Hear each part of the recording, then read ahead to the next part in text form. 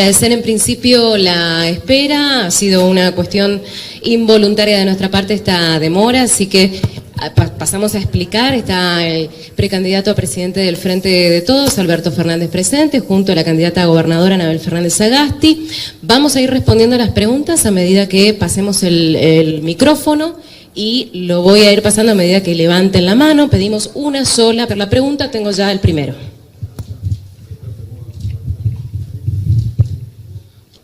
Ahí está. Buenas tardes, bienvenido Alberto. Mariano Fequeta para Medios Andinos. Una pregunta para si finalmente gana las elecciones y es elegido presidente. ¿Cuáles serían las medidas urgentes que piensa que debería tomar frente al gobierno nacional una vez asumido su cargo? Esa es una pregunta muy difícil, siempre les digo lo mismo. Es muy difícil porque no sé qué va a dejar Macri de Argentina. Esta es la realidad.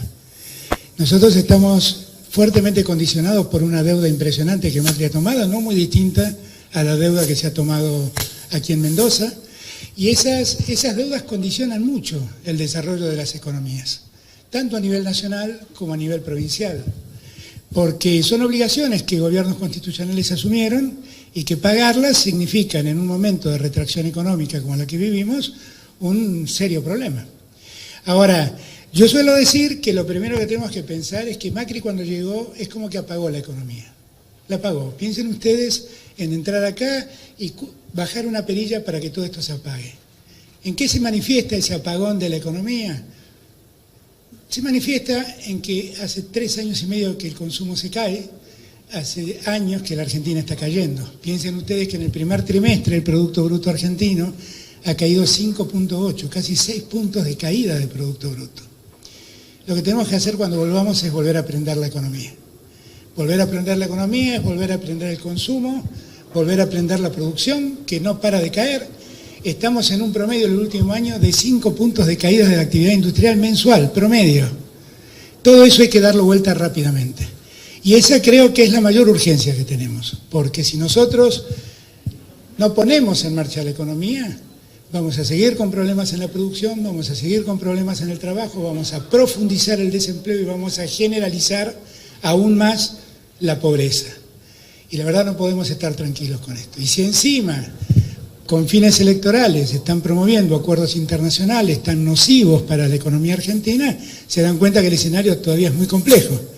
Marco todo esto porque es la tendencia que tienen muchos de ustedes. Preguntar cuáles son las 3 primeras medidas que usted va a tomar. No sé el país que va a dejar Macri, esta es la verdad. Y esto hay que tenerlo en cuenta. Y como soy alguien serio, no me gusta mentir y quiero ser responsable, les digo, necesitamos ver qué nos queda después de Macri. Gracias. ¿Cómo le va, Alberto? Aquí, acá. Juan Burba, del Despertador de la Valle. Buen día, Juan. ¿Cómo le va? En este sentido, parecido a lo que decía recién, pero puntualmente en el sector de la agricultura familiar, el actual gobierno nacional ha prácticamente desguazado todo lo que tiene que ver con políticas públicas para la agricultura familiar, campesina e indígena.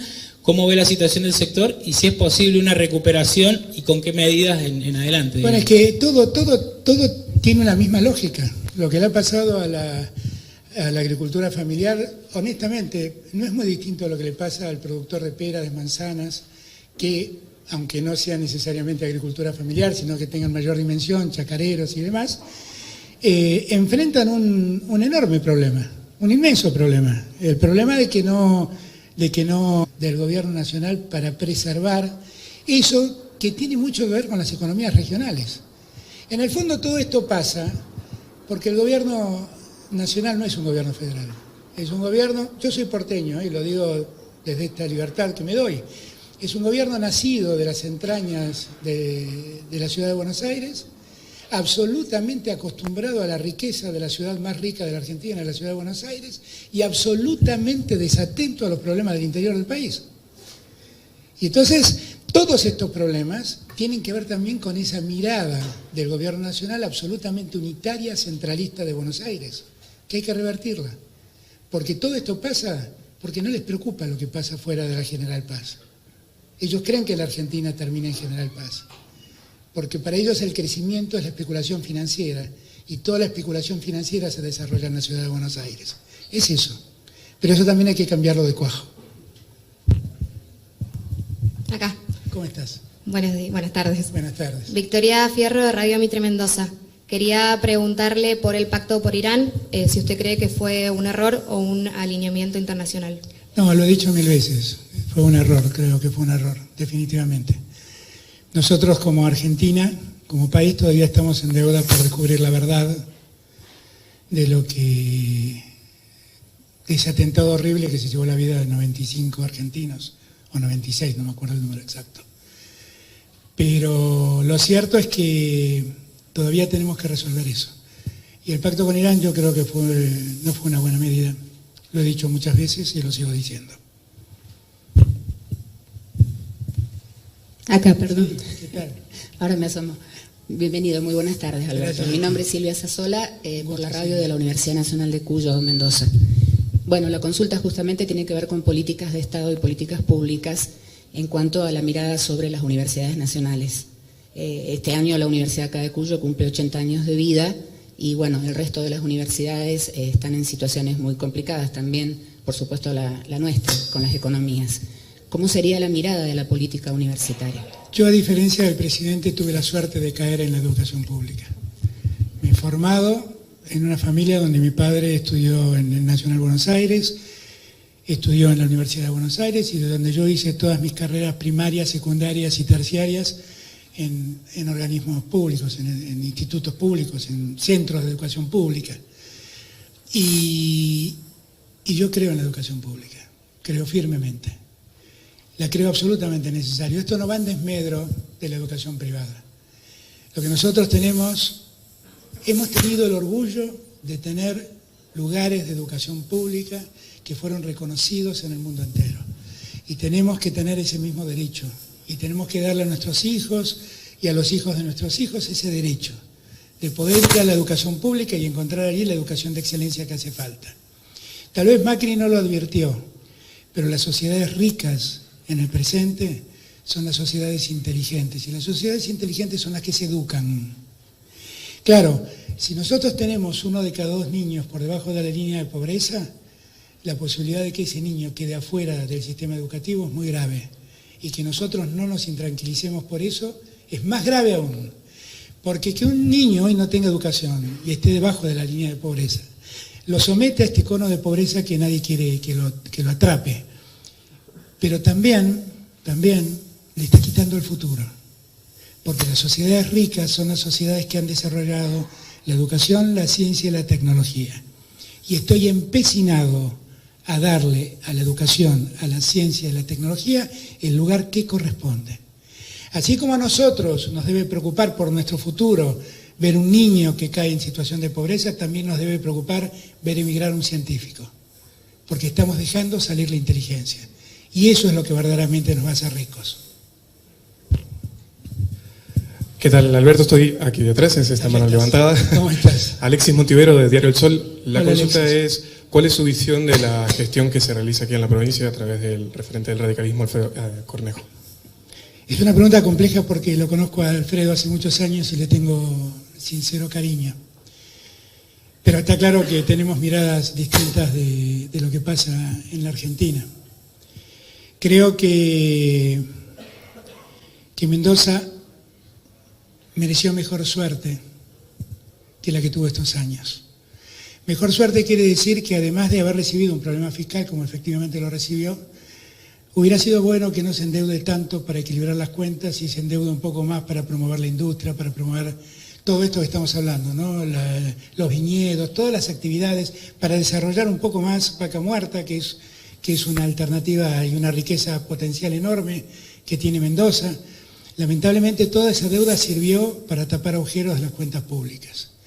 Y deja una provincia un poco más ordenada en sus cuentas públicas, pero mucho más endeudada. Realmente lo lamento. Porque acompañando a Macri está condenando a Mendoza. Y yo creo que él lo sabe. Y la verdad me apena mucho, porque yo creo que es un hombre de bien. Y es una pena que haya tomado esta decisión. Mendoza merece tener un presidente que se preocupe de Mendoza. Mendoza merece, como todo Cuyo, tener un presidente que se abrace con los que gobiernan estas provincias para sacarlas de los problemas que tienen, para hacerlas desarrollar. Cuando yo voy al interior, soy un porteño. Siempre digo que como jefe de gabinete lo que más entendí es que la Argentina dice ser un país federal, pero es un país profundamente unitario. Y que como país unitario que es, vive postergando a las provincias. Mendoza es una provincia típica, es una provincia con una sociedad intelectualmente rica, cultivada, con una historia formidable, que han hecho de un lugar casi desértico una potencia también en términos económicos. Postergaron. Yo confío que Anabel en el futuro pueda dar vuelta a esta página y que Anabel, amén de cumplir las obligaciones que le dejará el gobierno de Alfredo, utilice los recursos para que Mendoza crezca. Porque esos 3.000 millones de pesos que sistemáticamente tiene año tras año de déficit fiscal Mendoza, se pagan no tomando deuda, se pagan promoviendo la economía. Esos recursos tienen que salir de la economía. Si la economía crece, Mendoza tendrá recursos impositivos para cubrir esa deuda. Y eso es lo que tenemos que hacer. Alberto, buenas tardes, ¿cómo está? Jorge Fernández de... Hola Jorge. ¿Qué tal? ¿Cómo está? Encantado. Para Mendoza Pozo y Universidad, una consulta muy concreta respecto de la justicia. ¿Podrías dar una evaluación respecto del desarrollo, el desempeño de la actual Corte y si está la oportunidad de que ocupe el Ejecutivo Nacional? ¿Habrá cambios, se promoverán cambios desde ese lugar? Si yo soy presidente, definitivamente no. Yo tengo la más alta consideración con los miembros de la Corte. Puedo estar más de acuerdo con algunas teorías de unos que de otros, pero la verdad todos los que están es gente reconocida en términos de aptitud intelectual y de condiciones éticas. Me gustan algunos fallos más que otros, celebro como todos los ciudadanos algunos fallos más que otros, pero la verdad no he visto nunca en un fallo de la Corte algo que merezca un cuestionamiento de otro tipo, como he visto en otros fallos. La Corte para mí no es un problema, la Corte lo que tiene que hacer es seguir velando porque la justicia impera en Argentina. Es el último lugar que tienen los argentinos por reclamar justicia. Y a veces si algo puedo pedirle es que se meta más, porque de verdad hay momentos en que hace falta. Pero yo tengo la más alta opinión de todos, inclusive de los que nombró Macri, no tengo nada que decir de ellos. Alberto, ¿qué tal? Buenas tardes, Federico Salazar de Radio New Will, Canal 7. Federico, no te veía. Ahora sí. Sí. Bueno, hoy el ministro Dietrich vinculó directamente el paro de los gremios aeronáuticos con el kirchnerismo y dijo que no quiere que gobiernen más. ¿Qué tiene para decir al respecto o si tiene que hacer alguna apreciación? Sí, yo le diría al ministro Dietrich que haga una profunda autocrítica, que revise lo que ha hecho. Porque el problema de hoy es que siguen desguazando aerolíneas, siguen vendiendo aviones y siguen regalando rutas aéreas internas a emprendimientos de los que Dietrich debería avergonzarse. Y Macri también, Avianca es un caso, Flybondi es otro caso. Son proyectos de los que deberían avergonzarse porque han precarizado el sistema de vuelos en la Argentina. Y en verdad lo que está reclamando la gente de aerolíneas en todos sus gremios es que dejen de desguazar el sistema aéreo estatal porque realmente es el único que se preocupa por darle conectividad a toda la Argentina. Nunca vi que Avianca esté preocupada o que Flybondi esté preocupado por llegar a Catamarca o a La Rioja. Solo les preocupa llegar a los centros turísticos, negocios seguros. Y mientras hacen esto, todos los días desguazan y venden un avión de aerolíneas. Por lo tanto, Dietrich, a quien nunca tuve la posibilidad de conocerlo, le pediría que tenga un gesto de honestidad intelectual y revise lo que ha hecho. Porque en materia aeronáutica ha hecho las cosas lo suficientemente mal como para que empiece a sentir un poco de vergüenza. Buenas tardes, Alberto. Mariano Bustos de MDZ. Perdón, y quiero aclarar que fui víctima de lo que pasó también en aerolíneas, porque también yo demoré mi vuelo. Le quería consultar por la situación de Venezuela, sobre todo teniendo en cuenta el informe que se ha enviado a la ONU, lo ha enviado la expresidenta de Chile, Michelle Bachelet, y a raíz de ello el presidente Mauricio Macri dijo que los que guardan silencio son cómplices. ¿Qué piensa sobre lo que está pasando y sobre esa frase de Macri? De la frase de Macri no opino, porque la verdad que yo no hablo para que me escuche Trump. Macri sí. Lo que sí digo yo es que, y lo digo desde siempre, que en Venezuela hay un problema respecto de la calidad institucional venezolana y que hay que prestarle atención a eso. Porque evidentemente se han vivido en los últimos años sistemas de abusos y de arbitrariedad del Estado que uno no puede pasar desapercibido. Eso ha complicado la convivencia democrática a tal punto que ha habido enfrentamientos y detenciones que deben llamarnos la atención y deben preocuparnos. Michelle Bachelet, yo no he hablado con ella, hace un tiempo que no hablo, pero seguramente sé de su corrección y de su severidad en los análisis. Si ha dicho una cosa así, solo debemos tenerlo en cuenta. Lo que sí creo es que la solución venezolana no es llenar Venezuela de marines. Ni la solución venezolana es que en una plaza pública alguien se autoproclame presidente y otros, los gobiernos de Latinoamérica, salgan a reconocerlo. Yo me pregunto qué hubiera pasado si los chalecos amarillos hubieran proclamado un presidente en Francia porque no les gustaba Macron, cuando además veíamos todo el problema social que se estaba generando. A mí me parece que con Venezuela es un problema que debe llamar la atención de todos nosotros, no por lo que ha dicho Michelle Bachelet, sino por lo que todos nosotros vemos que está ocurriendo.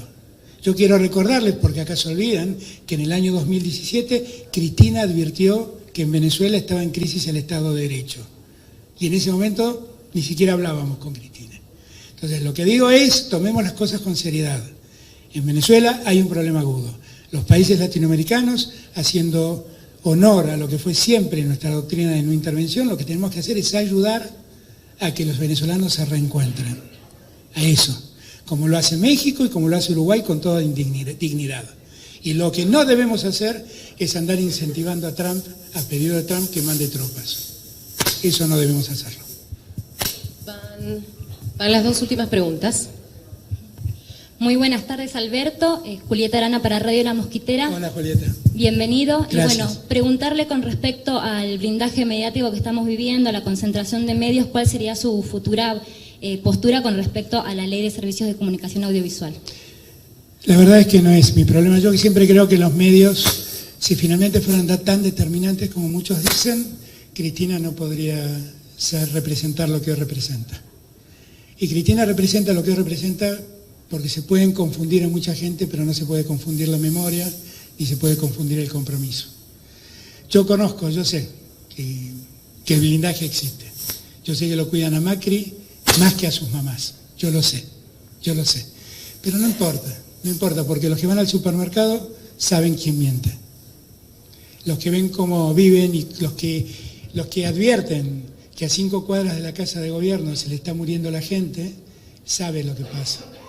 Por más que los diarios los cuenten o no los cuenten. Los que van a llenar la cancha de River de ropa invernal para que los que están en las calles sobrevivan, saben lo que pasa, aunque los grandes medios no se los cuenten. Y aunque Macri se enoje porque el presidente de River tuvo una maravillosa idea de ir en socorro solidario de los que están mal. Porque el Estado le recomienda que marquen 108 para que un contestador automático les conteste. Yo la verdad es que siempre la verdad vence a la mentira, y aunque demore un poco más. Gracias. Última pregunta. Bueno, ¿cómo le va, Alberto? ¿Cómo Soy está? Laura Prudencio de Radio Nacional. Un Hola, poco tiene Laura. que ver con esto de los medios y lo que está pasando con las fake news, también los ataques que hay a algunos políticos de diferentes extracción política. ¿Cuál es su mirada respecto a eso? Sobre todo para quienes en el electorado no tienen una predilección política y cuáles, en ese caso, los elementos desde la campaña. No, yo creo que hay que advertirle a la gente lo que pasa. La gente es muy inteligente, es mucho más inteligente de lo que nosotros muchas veces pensamos. La gente está mucho más advertida del uso de la mentira en las redes. A veces nosotros pensamos que a la gente se la lleva como ovejas al corral, y me parece que no es así. Lo que sí tenemos que hacer es demostrar estas cosas y también terminar con malas prácticas, realmente. De reírnos de la gente o de tergiversar las cosas, yo creo que no son buenas prácticas. Estas suertes de escraches en redes no son buenas prácticas, sinceramente. Me parece que lo que tenemos que ganar es con la verdad, diciendo la verdad. Si la verdad la tenemos nosotros, y ellos ya se han doctorado en mentirosos. Entonces, ¿qué problema hay? Si nosotros podemos contarle a la gente todo lo que han mentido y todo lo que siguen mintiendo, ¿qué problemas hay? ¿Qué problema puede ser que nosotros sigamos yendo con la verdad? Yo estoy seguro que siempre la verdad gana. Lincoln tuvo una frase que yo repito desde que soy muy chico, mucho antes de que empezaran las fake news y que los diarios se homogeneizaran en un discurso. Y mis compañeros peronistas me decían, pero no podés nombrar a Lincoln. Pero fue una frase formidable. Y Lincoln además fue un hombre importante. La frase dice, vos le podés mentir a algunos todo el tiempo y le podés mentir a todos algún tiempo, pero no esperes mentirles a todos todo el tiempo. A Macri lo descubrieron, no te inquietes. Bueno, creo que no hay más preguntas. Bueno, gracias a todos de verdad por haberme esperado. Muchísimas gracias. Muchas gracias. Damos por concluida la conferencia. Gracias por la presencia, gracias por la espera y despedimos ahora a los candidatos.